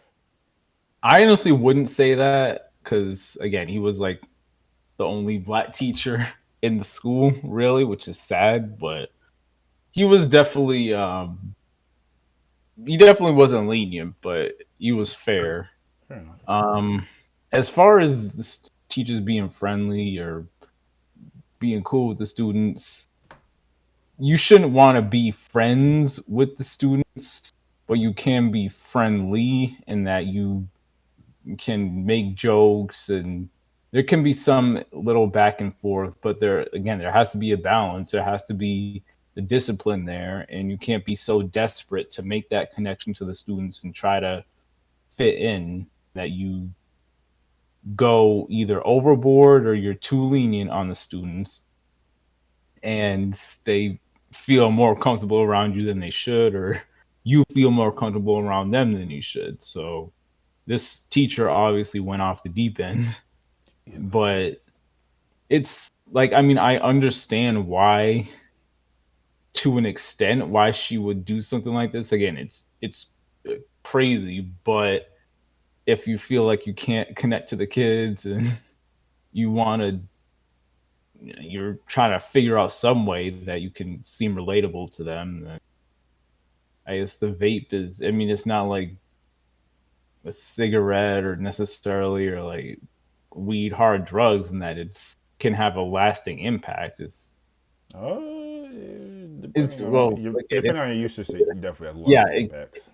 it can lesser than other stuff, I guess, is my point. And she might have thought it's harmless, just a one time thing, but yeah, again, she's bugging. Yeah, she knew. She said, "Don't Don't report report this." it. Like, come on, something wrong. Who I reported mean, it? she yeah, she definitely That's knew a it was good ass wrong. question. Dang, you try to be cool with the kids and look what the kids do. You know who reported it. That's funny. Um, yeah. What about you, Wes? What do you think about the dynamic between a student and a teacher? And think about your favorite teacher from back in the day. Um, I don't think. I think this lady had mental issues, but I think that the relationship of a teacher and a student should be that a teacher tries to elevate a student from the level that they're at to a more adult level. And I think in thinking about it, um, not actually my favorite teacher necessarily, but I think the same person Ace was talking about. I remember he used to play his music in class, like music that he used to enjoy from back in the day. And he wasn't so much interested in, oh, I'm gonna play whatever the kids like. He played what he What was popping liked. back And when we were in so seventh grade? Sorry, so it something was going more for me. like him again trying just being himself and Yeah, elevating and also like on to the subject they teach in a way that is digestible or a way that is relatable. And I think that Hip. some of my favorite teachers, no, no, no, no, no. Literally, it's just getting you to appreciate the subject. Is bringing the subject, making the subject more real. Like I had a math teacher that made math more real and more interesting to me, and it wasn't because he was doing pop culture references or whatever. It's just the way that he taught the subject. It's the way that he brought relevance to it. It's the way that he kind of situated it. And then some people would bring in like, I had a math class where the professor started talking about the history of the math, and it's like just things that you don't necessarily see or get from all the other Do you classes. think that style is gonna work for the average young student? I don't. um I don't want to say that I don't think that matters, Well, but to a it certain matters because you got to think of the average person in general, and I think the average person the in average general person in is general is going to going have is going to fare better regardless of what subject or what aspect of life if they feel like the person that's delivering the content relates to them in some manner. um the average person in general is going to reflect on their school career and say, I don't remember anything, I don't use this, da da da da da. That's what the I'm not average talking about person says. after the fact. I'm talking about during. During, you have to make your grades or you fail. I think that it's more important to reach the students that you're going to connect with than to try to be Mr. Relate to everybody, because at the end of the day, as I said, you got to make the grades or you fail. So that is the thing that Did that keeps you. sound kosher to everybody? I'm right to you. I don't know. I don't know necessarily that I agree like 100% with that. But to your point, Quest, I don't like you're saying it matters how much you can relate to the teacher. And we're talking about pop culture references facetiously, Yeah, but I'm just using these examples as like again in a just in like the most abstract way. The cooler you think the person is, the more likely you will be to teaching you. But let me yeah, let me say this. Let me say this. The most pop culturally astute teacher that I had was not my favorite professor. right. That's what Not I'm not thinking my as favorite well. teacher. It if they might give you all the extra credit, they might get you a nice A, they might be smooth, they might be nice. But if for me, if they didn't actually do anything like significant in my perception of anything related to life or learning or anything like that, they're not my favorite. Like personally. And I Okay, don't and think they're no, really moving the needle. that is a relevant thing to bring up because again, I'm asking y'all what do y'all from y'all favorite teaching experiences, what were they like? Were they like a more cool in style teacher, or were they a more straightforward. Like I guess how you guys are describing it, they kind of had their own characteristics, and they just that's how they were, and you guys respected that. Which, if that's how it was, that's good to know. I also want you guys to consider what the average student experience is going to be like, but I think what you guys are saying is making a lot of sense. Yeah, Go ahead, Ace. I think the weird part, or the difficult part, I would say, comes in when you're trying to consider like who was your favorite teacher versus which teacher, like, do you feel Did the you best got job. the most from? Yeah, not necessarily did the best. Impacted you the most. Yeah, yeah, impacted you. You got the most from in terms of, I mean, just like specifically the subject matter. I would argue for most people those two would be one and the same, but it's fine if you think there's could be Yeah, a distinction. yeah. The reason why I say that is because it's not the same for me. Um, so yeah, I don't know.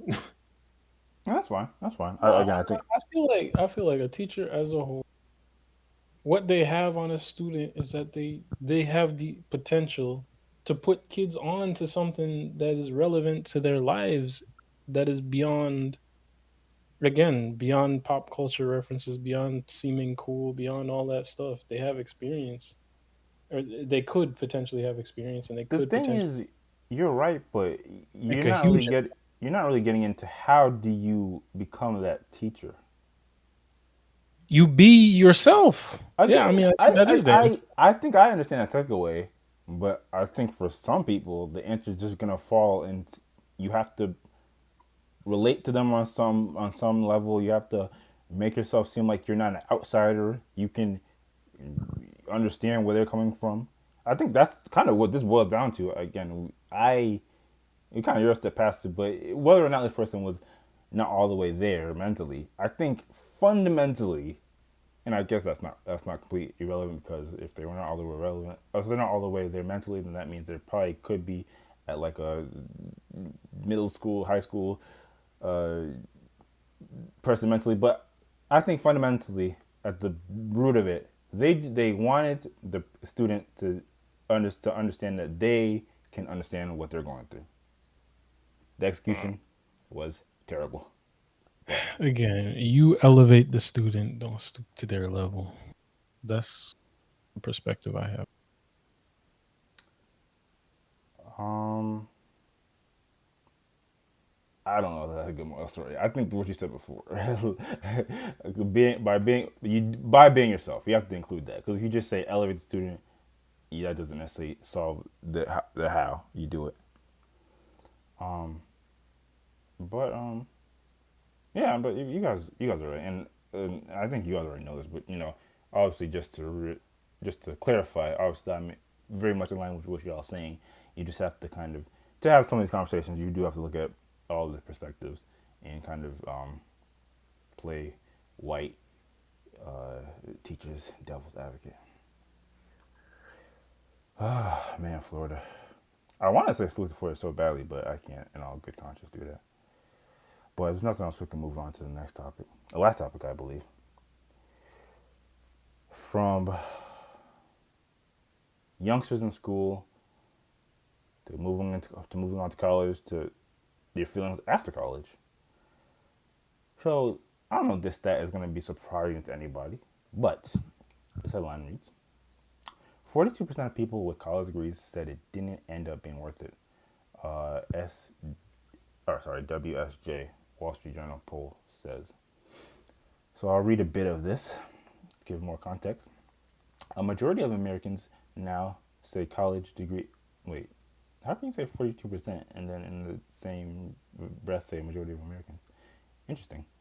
A survey from the Wall Street Journal and the research organization, the NORC, at University of Chicago, found that that percentage is the majority. 56% of Americans say earning a 4-year degree isn't worth the cost.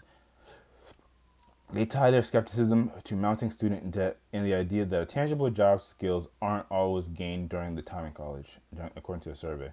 The survey's finding highlighted a swelling skepticism about the value of a higher education and underscore a decade-long decline in college enrollment. college enrollment in the United States dipped from 21 million students in 2010 to 18 million in 2021. Insider previously reported this enrollment trend was further exacerbated when the pandemic hit. Yeah, that makes sense. A period when college were faced with particularly low enrollment numbers. Yeah, I mean, people can actually go to college. People feel like it wasn't even worth it. Those who were closest to this college age demographic, people between the ages of 18 and 34, were particularly prone to questioning the value behind a college degree, a survey found. Even those with college degrees are weighing whether or not it was really worth it. The what is it? Oh yeah, Wall Street Journal survey found that 42% of people with college degrees said it didn't end up being worth it.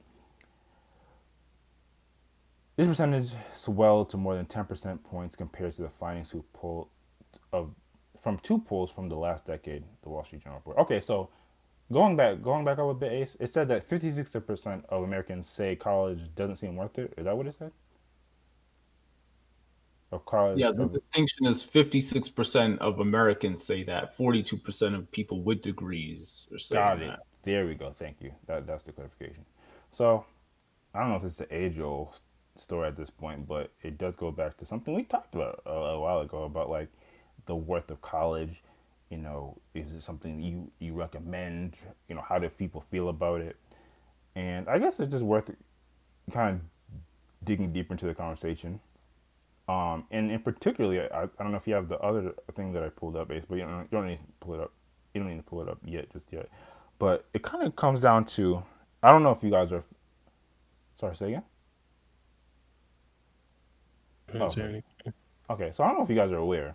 I don't know if most people are aware, but I don't think people are. I don't think it's very surprising. I think a lot of people do have somewhat of a notion that college may not be worth it, but the stats say very much otherwise. And what I mean by that is, if you look at like almost every statistic of how well people do, based off of how, on average, if they have a college degree or not, it shows that people on average or like the medians or no matter like basically all by all metrics, you fare better if you have a college degree. So that's what I kind of want to dig and get you guys' input on. Why do you think that? I guess, yeah. Do you think with what you know, or maybe even based on how you feel, that college or higher education is worth it? And if the stats show that it is, why do you think people still have their doubts? We'll start with you, Ghost. What do you think? So, I guess the way I look at it, personally, just from my opinion, I don't think college degrees should be necessary for you to get a good job and have a career and do well for yourself. But getting getting a college degree, especially I guess in the past 20, 30 years, it shows like I think the reason that the data may suggest that people are doing better with college degrees is because it was pushed so heavily since I mean I don't know the exact time frame, I'm not a historian, but for the past few decades, I think it's really been pushed heavily. Get your college degree, otherwise you're going to be flipping burgers for the rest of your life. And if you did get your college degree and you heeded that advice, even if you don't think it was worth it necessarily, you still probably ended up doing something with your life because you bought into what people were telling you and you buckled down, you did the hard work, and you showed yourself that you were capable of doing it. Whereas if you didn't get a college degree, I don't want to say you were like a bum or lazy and all of that. Like I'm not saying that at all, but I think it's fair to say that maybe you just weren't as dedicated or you had other stuff going on and just I think that part of the reason why that the stats may show that is because what I was just saying really it's kind of just like if you weren't doing that, you were kind of there weren't really a lot of other great alternatives for you to be getting into. And Now I think it may be shifting because people are realizing that even with all the people that are getting their college degrees and spending all this money, the tuitions have increased so much that it's you're paying off debt for so long and you're not getting jobs that warrant that level of time commitment and money, and then it's spiraling into you're just getting further into debt and you feel like you just shouldn't have got it in the first place. And even if you wouldn't have your current position that you do have now, it would have been better than being in severe debt for a good chunk of your life. So I guess to summarize, I don't think getting your college degree has to be worth it. There are benefits to it, and like some jobs you have to get it. Like if you want to be an engineer, you want to be a lawyer, doc, you have to get a college degree. But it shouldn't be a requirement for you to have a good paying job and a Which good. are some of the highest paying career options. Lawyer, doctor, sure. Engineer, I guess. You can get into the business world without a degree in business management or whatever, and that would probably be the highest paying. It's financial. I could be wrong, but I don't. Pull up that link that I have there, Ace. What you were saying before is definitely an interesting thing. So you're kind of saying that to some degree, maybe it's not directly like the degree itself, but there's some like a level of like, it's not necessarily cause and correlation thing. Like you're saying maybe like the mindset behind a person that goes to college might be might be a little bit different from the person that doesn't go to college, and maybe that's where some of the results lie. Is that what you're basically saying? Yes. And I think that actually does make a bit of sense. So we have pulled up here like some stats. Because again, this is something that I've, because I've heard this, conversation a lot, and people always, there are a good number of people that would argue that college isn't worth it. But when you look at a lot of metrics between earning and even employment rates by educational attainment, it shows that you're less likely to be unemployed the higher level of educational attainment you have, so your degree, and you earn more statistically. So it's worth. Now I guess that gets into like what are you determining the worth to be?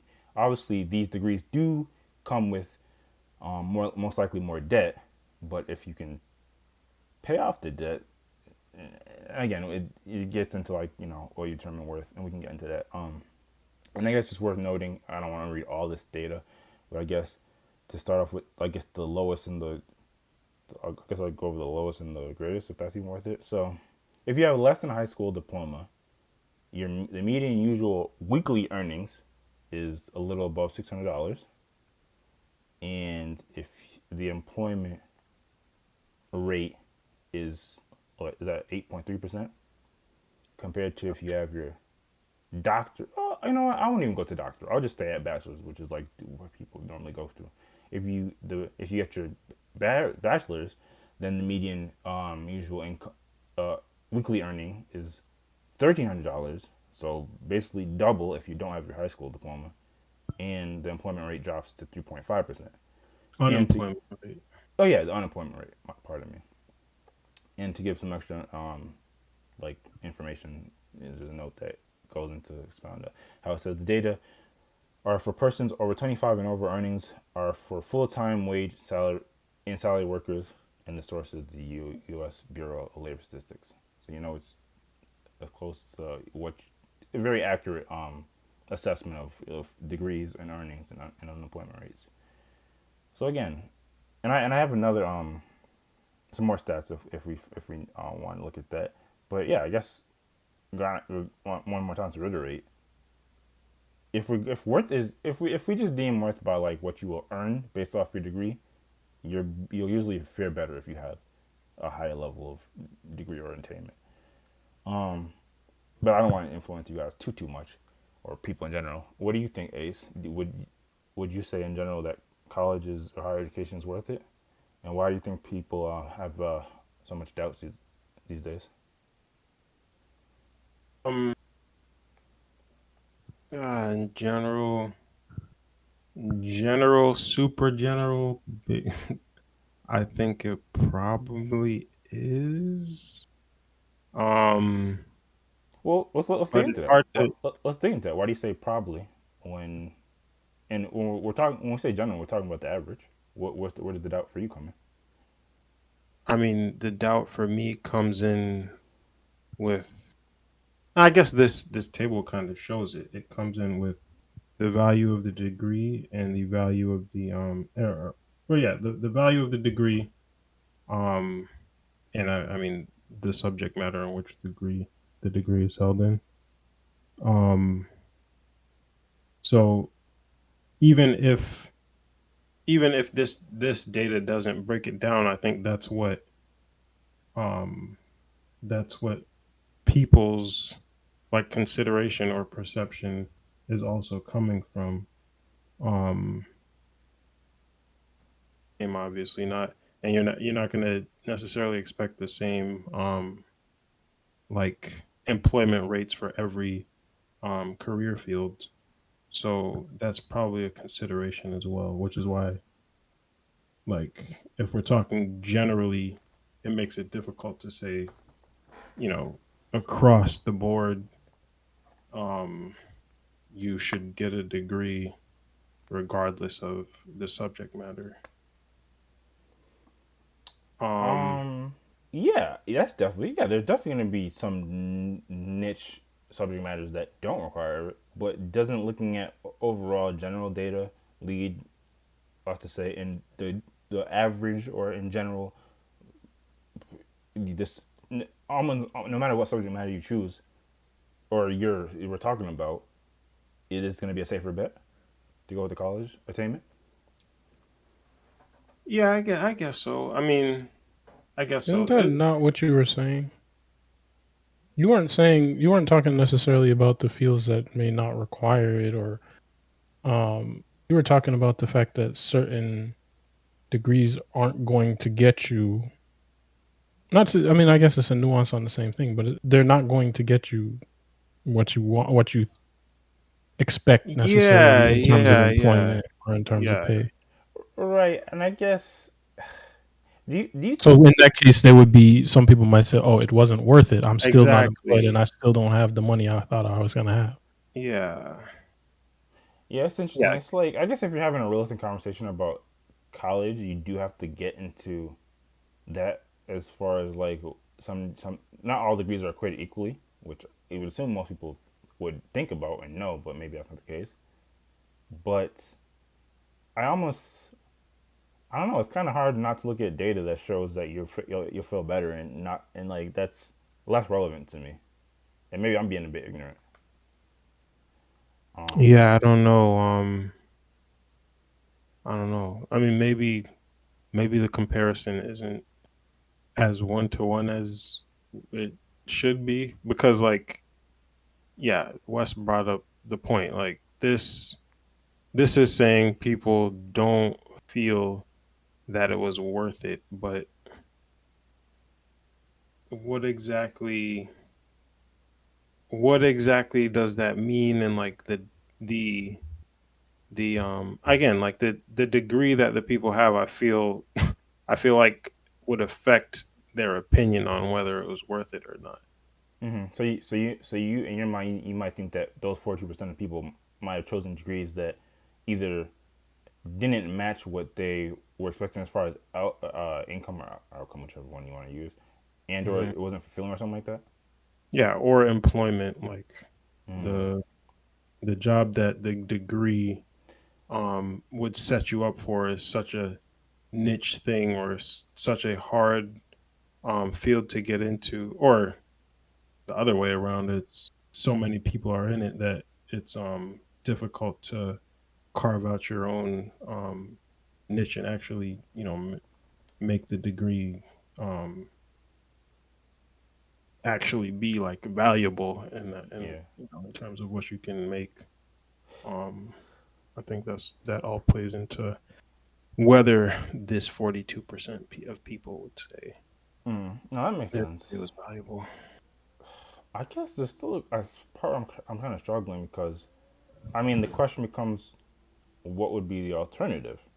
And I guess for the purpose of the conversation, the alternative would be, okay, so you don't go to college.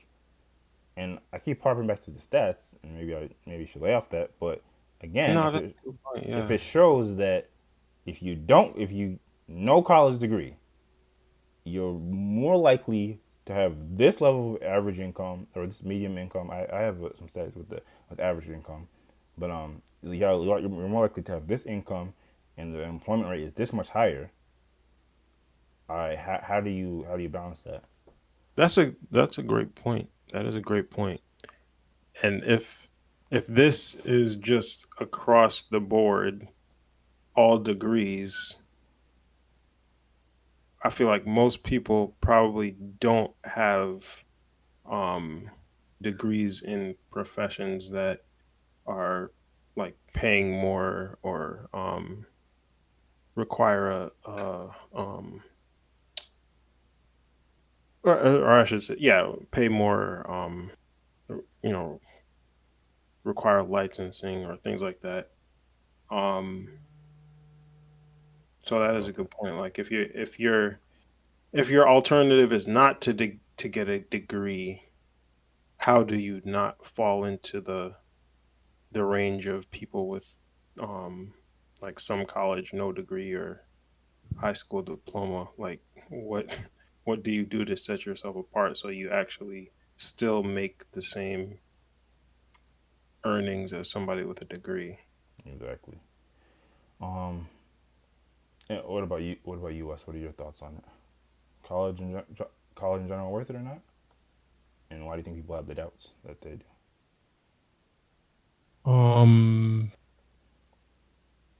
I think that everyone who has the means should go to college for something.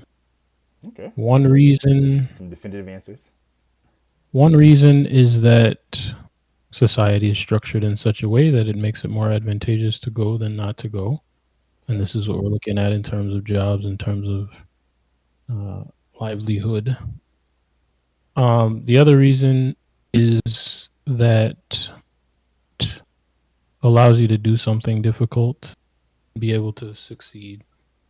And I think that overcoming difficulty or doing something that you endure that is difficult for a period of time differentiates people. I think there's a lot of people who feel that things should be easy, and I think that that colors the way that they approach certain challenges in life. And I think that going through a college degree prepares you to know that not everything is easy. Things that are going to be worthwhile may be challenging, probably are challenging, and you're going to have to dig in sometimes. You're going to have to spend the time, you're going to have to spend the effort. And I think that most or a lot of degree programs can prepare you for that as long as they're in the right challenge level for your particular aptitude and yeah, I mean, I think to a certain extent a degree is always going to make you do X amount of work, even if the subject matter is not necessarily difficult. They might make you write that much more, or they might make you read that much more, or whatever, to fill out the degree. I think that's just how they're structured. So it's not to say that there's some inherent magical value in the thing, but I think that the overcoming the difficult task or whatever, going through the thing, has a certain value to it. And yeah, as of right now, 23, society is structured in a way that makes it quote unquote worth it. You went to college for, you don't find a job within X amount of time, all these things. Still better to have it than not to have it, just because of the way society is structured. Oh, and if you have the means to go, that's to say, you're going to be in the average amount of debt as every other American, or most other Americans. It's also the easiest path to a comfortable life, or toward a comfortable life, I should say. If you don't want to go to college and you have the means to, it's going to be hard because you're going to have to do backbreaking amounts of work to make up for that. Yeah. To be honest, it's not too biased, but I very much agree with your answer. 'Cause I think even in that you answered, well, you didn't answer why you think people have their doubts, but I was gonna say, what would you say to a person that does still have doubts about, like, when people think about college, if you kind of like boil it down, they kind of think of like putting this amount of time in and then getting your paper, and that paper should lead you to get a career in which you can provide for yourself or enjoy life. But what you should think when you're going into it, or when you're thinking about what you're going to, is that college will provide you with, whether you like it or not, the experience of having to do, to manage a lot of different things at one time, the ability to potentially go into what you gonna call it, co-op, and what are the programs called again? I didn't do it when I was in college. Work Surprisingly enough. study usually. Yeah, co-op. I mean, co-op is best. Internship? An internship? Internship. Thank you. Yes, internships. It allows you opportunity to work with other people's, and learn what it's like to really work with a team. Yeah, it just gives you a lot of different opportunities that you don't get if you don't go. And I think the biggest thing is, if you're strong on the fence about college or you don't want to go, I think the moral of the story is you have to have a hell of a plan, alternative plan. You have to have a really good family business that you can be involved with, or family or friend business, or you have to have a game plan that is going to be sustainable, or already in a field that just doesn't require it. Because even like if you want to talk about trades, you don't need like a whole degree in a lot of cases, but you will have to go through some level of program to attain the proper certification or proper tools you'll need to be able to work within that field at a professional level. So you also have to just keep that in mind. But yeah, no, I think it's definitely a discussion. I won't be surprised if we tackle it again. And it is kind of disheartening, even though college in itself is just a whole disheartening conversation. It's kind of disheartening how a lot of people feel like their college career wasn't worth it, because it almost makes me want to like dig.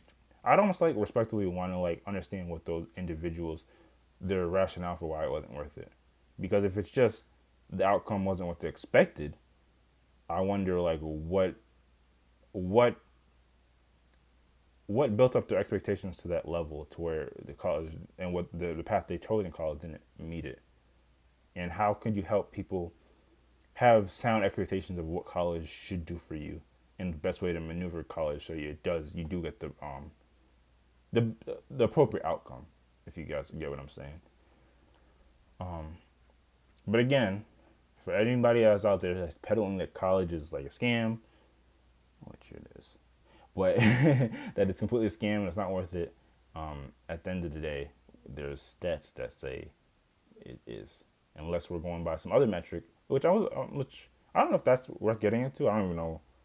I guess, is there any other metric that you would deem worth, any of you guys? Maybe time. Maybe some people would rather use that time of their life to do other things. Yeah, let me clarify this point.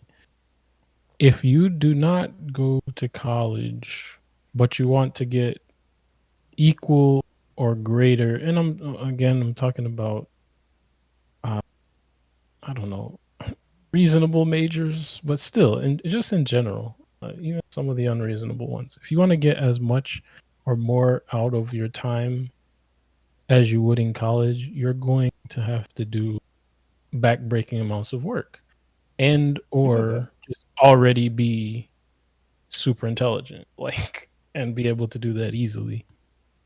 No, I said if you don't want to go. Well, if you don't want to go and you want to work, or if you want to build something of equal or greater value to the job that you may be able to get with the degree. But yeah, but I mean also, like, if you think that you could just independently study, like, it's not going to go the way you think it is. I think in most cases. Yeah. Again, for me, the moral story is like, I I definitely can understand the plight of people that one aren't sure about college, and two, once they're done with it, they feel like they didn't get the good end of the deal. So in my mind, I really would like to get to a place where we can have a better level of expectation and understand that the difference is going to be greater than if you don't have it. Again, no one's a fan of debt or taking on some of these challenges that college comes with, but the other side of it, or the alternative, is going to be equal level of like yeah, I guess you put it in a good way, like backbreaking in some way. You can't avoid it, I guess, is the bottom line. It's always going to come with, there's going to be a pro and con. There's always going to be some level of work you got to put in, or I guess unless you're a genius, you go from straight from college. I mean, straight from high school, you go to the league. You know.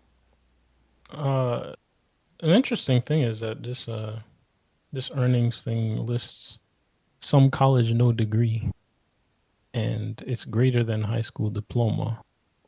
Yeah, Which I know. I came up with people that like they didn't finish college, but they were in similar positions than me with me. yeah, which is an argument in favor of the value thing. Pretty strong one. If you literally didn't get the piece of paper that you were there to get, Yeah. but you still earn more. That there's something inherently in that. I mean, it's an argument. Yeah. Fair enough. Like I said, I can imagine this won't be the last time we talk about college and people's experience with it. But for now, I think we're all set. There's nothing else, we can move on.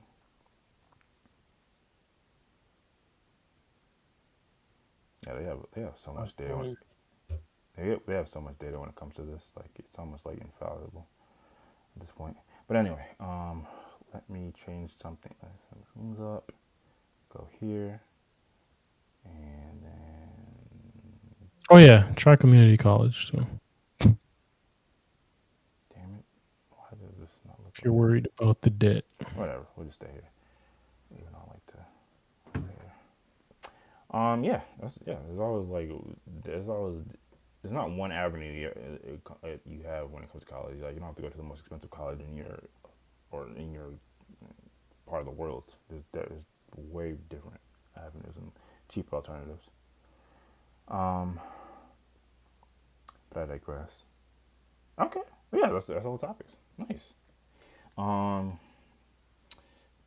we already do recommendations. So I guess with that being said, as we like to do at the end of the podcast, do we have any anything to get off our heart, anything to get off our chest, anything that we missed or need to walk back or apologize for?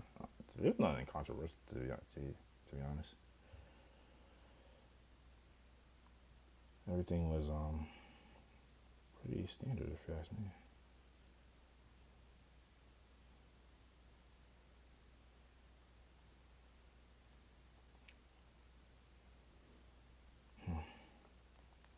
Oh man, sorry, I was looking at my timeline for a sec. I'll take that as we're good to go on that end. Then I guess with that being said, as we all like to do at the end of the podcast or near the end of the podcast, what are we all looking for coming up in the future? Near, far. You know what they say about having something to look forward to? I'm planning to go to a concert in a couple weeks. Dope. Took a day off for it. Anybody good? I think so. Band called Wednesday. I think I've shared a track before. Got you. Nice. Is it in the daytime? No, it's at night. I took the day off. The succeeding day off. Oh, got you. Dang. You're about to be hungover. Or not hangover from any vices, but I'd be tired. Yep. Nice. Yeah, I think I've been hearing maybe just by proxy. It seems like a lot of, and maybe you guys are already being on this way, but it seems like a lot of people are going to shows. In my that I know, which is good. I like. I'm not necessarily the biggest fan of concerts, but I like how if other people want to get that experience that they do. I like that. And I do like. You know what's crazy? I like. Sometimes I like looking at concerts vicariously through the internet and through other people. Like y'all look like y'all having fun. I'm not. I don't know either. You know what's funny is that I hate almost everything about concerts, from all the people there to the performances to the vibe. I don't like any of that. I just go for only for the music. That's honestly it. Just because it usually sounds much better live. That's like the only What do you mean reason. by the performances? Like the artists, like how you doing, and that when Oh, like put your hands up and do this and that, trying to get the crowd involved. I don't want that shit, bro. Just I literally only want the music. That's it. If I could go to a concert that was just me and no other actual people there and just artists playing live, that would. You wouldn't believe feel that singled out? No, I mean, I wouldn't care, I guess, for the I artist. mean, Like if I I'm no, assuming he's kind of exaggerating when he said literally just him alone. But maybe if it I'm wasn't, kind of but maybe if it wasn't as crowded, exaggerating. you know, that's what I I think. You mean, want the to be only like if it's cool, I guess. behind a one-way glass. Yeah. I'm 100% cool with that. Yeah, I'd be perfectly fine with that. Fair enough. be in the studio. Yeah, 100%, 100%. If I could, like with those little studio sessions they got, like tiny desks, that's like the ideal concert venue. Just a few less people. Fair I enough. wonder, how do you get invited to go to tiny desks, like to actually spectate? I always just assumed it You was have to NPR be, you employees. have to be in the industry first of all. Damn. Uh, fair enough. What else? What else are we looking forward to? That Oppenheimer movie looks pretty good. The who? Oppenheimer movie. I never heard of it. Is it like some scary or new? It's a new Christopher Nolan movies coming out and around about the dude who built the atomic bomb. Okay, fair enough. I'm looking forward to a movie, so I can't even come at you. Yeah, I guess for me, I'll kind of. I mean, I'm always looking forward to podcast related stuff if it can lead to some level of growth. But yeah, I think I was talking to y'all about like how I want to structure the podcast, so I'm looking forward to seeing if how that pans out, and hopefully I have the bandwidth to be able to manage that. So yeah, I'm looking forward to that. Oof. But nice, good stuff. And I guess that pretty much concludes it. I'm glad we were able to, even though I kind of ran over that too much. I'm glad we were able to get through everything. Sometimes I might feel as if like if there's too many topics, it'll kind of lead for a less conducive conversation. But I think we're still managing that just fine. So I guess with that being said, thank you to y'all for hopping on here and doing this podcast thing. Appreciate y'all. And thank you to any and all listeners, I guess mostly future. We hope that by listening to this podcast, you might have gained a perspective, or you might have learned something new. Like, if you do want to commit crimes for whatever reason, Norway is the place to do it. Or you hope that you were entertained. But if none of that happened for you, then all we can say is be warned and be filled. Thank you.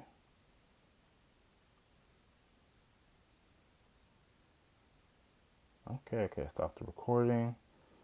I hope everything worked out on the YouTube end of it, or else I'm gonna be pissed. But I think we're good.